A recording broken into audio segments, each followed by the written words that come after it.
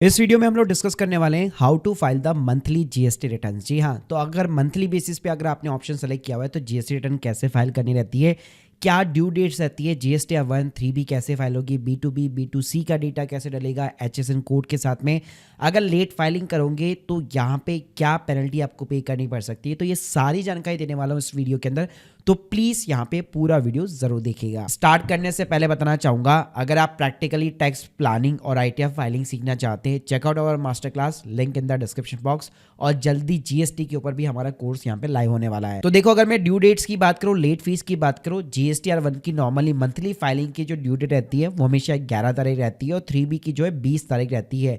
Normally monthly filing वो लोग करते हैं जिनका turnover more than 5 crore rupees रहता है, लेकिन ऐसा नहीं है। वॉलंटरी बेस पे आप भी यहाँ पे अपनी मंथली फाइलिंग कर सकते हो। लेट फीस की बात करो तो 50 रुपए पर डे टैक्सेबल रिटर्न्स के लिए और 20 रुपए नील रिटर्न्स के लिए यहाँ पे लगती है। तो अगर आपको मान लीजिए क्वार्टरली ऑप्शन भी यहाँ पे सेलेक्ट करना है तो आप सिंपली सर्विस वाले रिक्वेस्ट बटन के अंदर जाइएगा, यहाँ पे आपको रिटर्न्स का कॉलम मिल जाएगा। तो यहाँ पे आप देख सकते हैं opt in for the quarterly return, तो ये ऑप्शन आपको देखने को मिल जाता है। तो यहाँ से आप अपना मंथली और क्वार्टरली जो भी आप जैसे भी आप रिटर्न फाइल करना चाहते हो, जो भी आपका टर्नओवर का लिमिट है उसके अकॉर्डिंग आप यहाँ पे फ्रीक्वेंसी को सेट कर सकते हो। तो चलिए यहाँ पे बताता हूँ कि आपको फाइलिंग कैसे करनी है। तो सबसे पहले आप पोर्टल के अंदर लॉग इन कर लीजिएगा। तो यहाँ पे अपना आप फाइनेंशियल सेलेक्ट कर लीजिए और जैसे कि मैंने 24-25 यहाँ पे अपना सेलेक्ट कर लिया, मैं फेब मंथ की यहाँ पे फाइल करने वाला हूँ। तो यहाँ पे आप देख सकते हैं ड्यू डेट आपको ऑटोमेटिकली लिखी हो जाएगी 11 तारीख और 20 तारीख। और 11 तारीख के पहले GSTR 1 फाइल करना इसलिए इंपॉर्टेंट हो जाता है क्योंकि अगर आप B2B के अंदर ट्रांजेक्शन में डीलिंग कर रहे हो तो सामने वाली पार्टी जो है वो तभी क्रेडिट ले पाएगी जब यहाँ से आप क्रेडिट यहाँ पे पास करोगे GST का क्रेडिट। तो 11 तारीख से अगर आप पहले फाइल नहीं करते तो आपकी जितनी भी सामने वाली जो B2B पार्टीज होगी वो बेसिकली आपका जो है इनपुट टैक्स क्रेडिट आप यहाँ से जो पास करेंगे वो अवेल नहीं कर पाएगी। तो मेक श्योर करो हमेशा 11 तारीख के पहले ही आपको फाइल कर लेनी है। तो यहाँ पे आप दो ऑप्शन दिखेंगे, मैं आपको दोनों ऑप्शन दिखाऊंगा, लेकिन पहले हम लोग ऑनलाइन वाले ऑप्शन पे चलते हैं। तो सबसे पहला ऑप्शन तो बड़ा ही सिंपल है। तो देखो, अगर आपने पूरे महीने के अंदर कोई भी सेल नहीं की है, ठीक है, पूरे मंथ के अंदर, तो फिर आपको नील की यहाँ पे GSTR 1 फाइल करनी है। और टॉप के ऊपर ही भाई फाइल नील GSTR 1 का ऑप्शन दिया हुआ है। इस चेकबॉक्स पे क्लिक करते ही सीधा नीचे जाओ, एक OTP डालो और आपकी GSTR 1 सिंपली तरीके से सबमिट हो जाएगी। तो ये तो बात हुई उन लोगों के लिए कि जिनका कोई बिजनेस नहीं, कोई सेल नहीं है और वो अपनी नील की GSTR 1 फाइल कर सकते हैं। ध्यान रखिएगा, इसको भी यहाँ पे फाइल करने में डिले मत करिएगा। जो ड्यू डेट होती है वो इसके ऊपर भी, नील के ऊपर भी यहाँ पे एप्लीकेबल होती है। अब बात करते हैं कि अगर आपकी टैक्सेबल आइट तो उसको आपको कैसे डील करना है। तो यहाँ पे मैं आपको B2B B2C के साथ HSN कोड वाइज यहाँ पे सारी चीजें बताऊंगा। तो पहले हम लोग शुरुआत करते हैं B2B के बारे में। तो यहाँ पे आपको एक फर्स्ट कॉलम मिलने वाला है 4A 4B 6B 6 करके, मतलब काफी सारे इसके अंदर कॉलम है और यहाँ पे लिखा होगा आपको B2B and SEA Z and DE invoices करके। तो इसके ऊपर सिंपली आपको क्लिक करना है। अब आपके जितने भी B2B के ट्रांजेक्शन है, यानी सामने वाला जो पार्टी है उसके पास में भी GST नंबर है, आपने जिसको भी बेचा है वो सामने वाला भी बिजनेस पर्सन ही है और उसके पास में भी प्रॉपर GST नंबर है। तो यहाँ पे आपको उन सारे इनवॉइसेस को एक एक करके यहाँ पे ऐड कराना पड़ेगा। तो यहाँ पे सिंपली आपको ऐड रिकॉर्ड का ऑप्शन देखने को मिल जाएगा। नीचे जाइए, यहाँ पे आपको रिसिप्ट का GST नंबर डालना है। जैसे एग्जाम्पल के लिए मैं यहाँ पे जैसे GST नंबर डालूंगा ऑटोमेटिकली पार्टी का नाम यहाँ पे पॉपुलेट होके आ जाएगा। उसके बाद में यहाँ पे आप इनवॉइस नंबर डाल दीजिए, इनवॉइस की डेट हो गई और टोटल इनवॉइस वैल्यू जिसके अंदर आपका GST भी शामिल है, जो फाइनल वैल्यू होती है वो यहाँ पे आपको पुट करनी है। उसके बाद में जो भी आपने GST नंबर डाला होगा ऑटोमेटिकली प्लेस ऑफ सप्लाई यहाँ पे सेलेक्ट कर लेगा। जैसे आप देख सकते हैं अगर सेम स्टेट का ही पार्टी है तो इंट्रा स्टेट यहाँ पे लिखा हो जाएगा। फिर उसके बाद में नीचे यहाँ पे आपको टैक्सेबल वैल्यू डालनी है जिसके अंदर GST इंक्लूड नहीं होना चाहिए। जैसे अगर आपका 5% का रेट चलता है तो उसका जो भी ग्रॉस वैल्यू है यहाँ पे आपको पुट करना है। तो जैसे यहाँ पे आप ग्रॉस टैक्सेबल वैल्यू पुट करेंगे automatically amount of the tax जो है कैलकुलेट होके आ जाएगा, आपको कैलकुलेट करने की जरूरत नहीं पड़ेगी।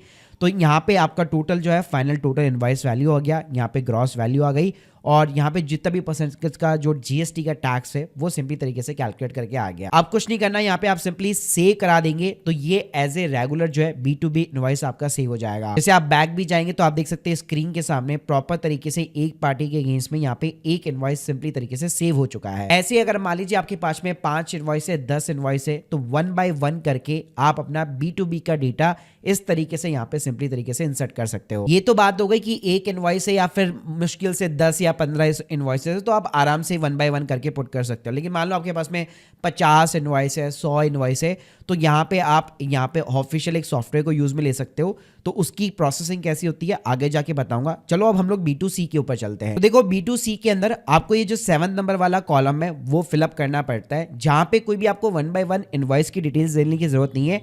आपको सिंपली यहाँ पे स्टेट चूज करना पड़ता है, उस स्टेट के कितने कस्टमर है, उनकी कितनी ग्रॉस वैल्यू है और उसके अगेंस्ट में कितना टैक्स है वो आपको बताना पड़ता है। जैसे यहाँ पे मैं B2C के अंदर गया, ऐड रिकॉर्ड बटन के ऊपर क्लिक करूंगा। मान लो आप एक राजस्थान में रह के एक बिजनेस चला रहे हो, मान लो दिल्ली के अंदर आपने सप्लाई की है और उसकी टैक्सेबल वैल्यू अराउंड 5 लाख रुपए के अराउंड है। जितना परसेंट भी टैक्स रेट लग रहा है, जैसे मान लो 5% का टैक्स रेट लग रहा है, तो वो आपने यहाँ पे सिंपली तरीके से सेलेक्ट कर लिया, तो ऑटोमेटिकली भाई उसका IGST का टैक्स यहाँ पे कैलकुलेट होके आ जाएगा। तो इस तरह से क्या करना है, पहले हम लोग 1 बाय 1 कस्टमर की डिटेल्स के साथ में मतलब ऐड कर रहे थे, जैसे कि उसका GST नंबर के साथ में ऐड कर रहे थे। यहाँ पे आपको GST नंबर एक वो डालने की जरूरत नहीं है, क्योंकि B2C के अंदर आपका जो एंड कस्टमर है उसके बाद में GST नंबर नहीं होता। तो वहां पे क्या करना है, आपने स्टेट के अलावा जितनी भी स्टेट के अंदर सेल की है सभी स्टेट को एक एक को सेलेक्ट करिए, उसके आगे उसकी टैक्सेबल वैल्यू लिखिए और उसके बाद में उसका रेट डालिए, तो अपने आप ही ये टैक्स कैलकुलेशन करके आ जाएगा और उसको आप ऐड कराते रहिए। कई बार जैसे मान लीजिए आपने अपने स्टेट के अंदर ही यहाँ पे सेल की है तो भी कोई दिक्कत नहीं है। यहाँ पे आप देख सकते हैं, आप यहाँ पे सिर्फ परसेंटेज यहाँ पे सेलेक्ट करेंगे तो अपने आप ही CGST है, IGST है, SGST है, वो सब ना अपने आप सिस्टम कैलकुलेट कर लेगा। बस आपको अपनी तरीके के अकॉर्डिंग जो भी डेटा यहाँ पे वो सिंपली यहाँ पे आपको पुट करना है। तो यहाँ पे हमने फर्स्ट कॉलम के अंदर B2B का डेटा डाला, यहाँ पे 7th कॉलम के अंदर हम लोगों ने B2C का डेटा डाला।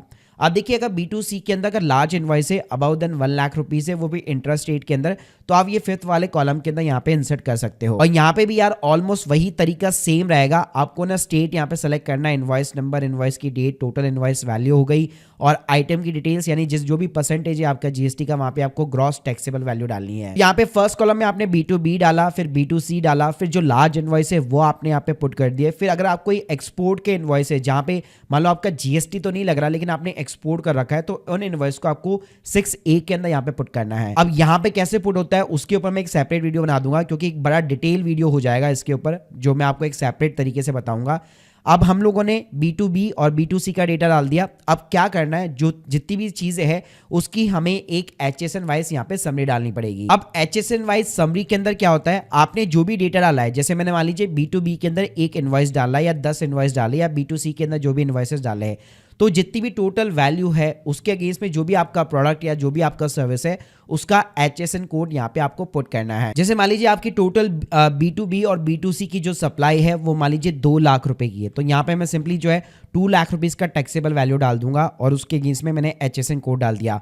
ध्यान रखिएगा अगर डिफरेंट टाइप के प्रोडक्ट्स है जो आपने B2B और B2C में डाले हुए हैं, तो आपको HSN जो है मतलब प्रोडक्ट वाइज जो है बेसिकली आपको टोटल उनकी वैल्यूज डालनी पड़ेगी। उसके बाद में नीचे आपको सिंपली रेट सेलेक्ट करना है और अपने आप ही यहाँ पे आपको जो है टैक्सेबल वैल्यू के अगेंस्ट में आपको टैक्स कैलकुलेट करना पड़ेगा।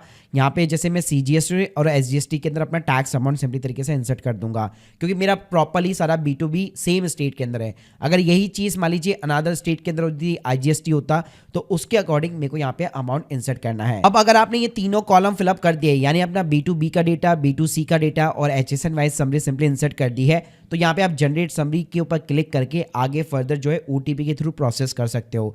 लेकिन अब मैं आपको बताने वाला हूँ कि लेट सपोज आपके पास में 50 या 100 इनवॉइसेस है, तो उसको कैसे आपको इंसर्ट करना है 1 क्लिक के अंदर। तो इसके लिए आप क्या कर सकते हैं, यहाँ से ऑफिशियल साइट के ऊपर ही ऑफलाइन टूल होता है, उसका रिटर्न ऑफलाइन टूल, उसको आप सिंपली तरीके से डाउनलोड कर लीजिए और अनजिप कर लीजिए। तो जैसे यहाँ पे आप अनजिप करेंगे फाइल को, तो इस टाइप का आपको एक सॉफ्टवेयर दिखने वाला है। तो सबसे पहले यहाँ पे आप अपना एक नया इनवॉइस, यहाँ पे आप मतलब काफी सारे इनवॉइसेस आप यहाँ पे अपलोड करा सकते हैं। तो सबसे पहले तो यहाँ पे आपको अपना GST नंबर डालना है। उसके बाद में यहाँ पे आप अपना फाइनेंशियल सेलेक्ट कर लीजिए। टैक्स पीरियड, जैसे हम लोग फैब के लिए प्रोसीडिंग कर रहे हैं, क्या आप सेल्स टैक्स पेयर है कि नहीं है, तो यस नो में आपको जवाब देना है। क्या आप क्वार्टरली फाइलर है, ऑब्वियसली बात है हम मंथली फाइलर्स है। 5 करोड़ के ऊपर टर्नओवर है कि नहीं है, तो यस नो के अंदर आपको जवाब देना है। उसके बाद में सिंपली आप प्रोसीड करेंगे, यस बटन के ऊपर क्लिक करेंगे तो कुछ इस टाइप की स्क्रीन आपको दिखाई देगी। अब यहाँ पे एक इंपोर्ट फाइल का ऑप्शन दिया गया है और यहाँ पे आप देख सकते हैं B2B का ऑप्शन दिया गया है। जहाँ पे आप CSV फाइल के थ्रू 50, 100, 500 जितने आपके इनवॉइसेस है आप एक साथ अपलोड करा सकते हैं। यहाँ पे स्क्रीन के सामने आप देख सकते हैं मेरे पास में ये एक एक्सेल का टेम्पलेट है, ये आपको ना अनजिप फाइल के अंदर B2B के अंदर सेगमेंट के अंदर देखने को मिल जाएगा। अब यहाँ पे क्या करना है, आपको यहाँ पे GST नंबर डालना है, पार्टी का नाम डालना है, इनवॉइस नंबर हो गया, डेट्स हो गई, इनवॉइस की टोटल वैल्यू कितनी है, प्लेस ऑफ सप्लाई आपको यहाँ पे इंसर्ट करना है, रिवर्स चार्ज है कि नहीं है, जैसे कि आपका रेगुलर इनवॉइस होगा, रेगुलर B2B का इनवॉइस है, कितना % का टैक्स रेट है और ग्रॉस टैक्सेबल वैल्यू कितनी है। तो इस तरह से आपके 50, 100, 150, 500 जितने भी इनवॉइस है उनको इस तरह से आप अरेंज कर लीजिए। अब इसका फायदा ये मिलेगा कि यहाँ पे आप सीधा फाइल को जो है यहाँ पे इंपोर्ट करा सकते हैं। तो आप देख सकते हैं हमारे जितने भी इनवॉइसेस थे मैंने यहाँ पे सारे अपलोड करा दिए। जैसे मैं व्यू समरी के ऊपर क्लिक करूंगा 13 के 13 इनवॉइस इस फाइल के अंदर यहाँ पे अपलोड हो चुके हैं। आप कुछ नहीं करना, सिंपली आपको जनरेट फाइल बटन पे क्लिक करना है। तो यहाँ पे आपकी एक जो है JSON फाइल को आप यहाँ पे सिंपली सेव करा लीजिए। जैसे यहाँ पे आपकी JSON फाइल जनरेट हो जाती है उसके बाद में वापस यहाँ पे अपने डैशबोर्ड के अंदर आ जाइए।